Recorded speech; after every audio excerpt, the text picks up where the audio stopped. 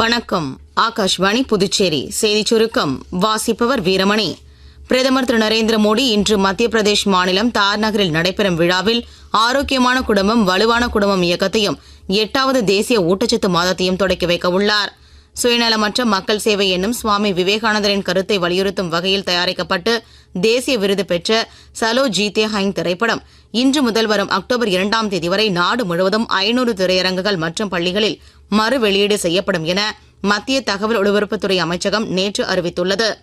புதுச்சேரி மணவெளி தொகுதிக்கு உட்பட்ட அரியாங்குப்பம் கொம்யூன் பூரணாங்குப்பம் பகுதியில் உள்ள அப்துல் கலாம் வீதிக்கு 4,99,000 ரூபாய் செலவில் சிமெண்ட் சாலை அமைக்கும் பணி மற்றும் ஓடைவெளி காளி கோயில் வீதி அதனை சுற்றியுள்ள புதிய வீதிகளுக்கு 7,79,000 ரூபாய் செலவில் கருங்கல் சாலை அமைக்கும் பணி ஆகியவற்றை அத்தொகுதியின் சட்டமன்ற உறுப்பினரும் சட்டப்பேரவைத் தலைவருமான திரு செல்வம் நேற்று பூமி பூஜை செய்து பணிகளை துவக்கி வைத்தார்.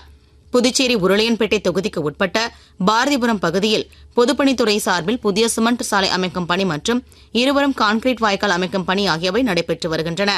அத்தொகுதியின் சட்டமன்ற உறுப்பினர் திரு நேர் என்கிற குப்புசாமி பொதுப்பணித்துறை அதிகாரிகளுடன் சென்று வாய்க்காலில் மழை காலங்களில் தண்ணீர் தேங்காத வகையில் அமைக்கப்பட்டுள்ளதா என்பது குறித்து நேற்று ஆய்வு மேற்கொண்டார்.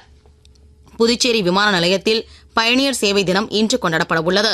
மருத்துவ பரிசோதனை முகாம், ரத்ததான முகாம் உட்பட பல்வேறு நிகழ்ச்சிகள் நடைபெற உள்ளன.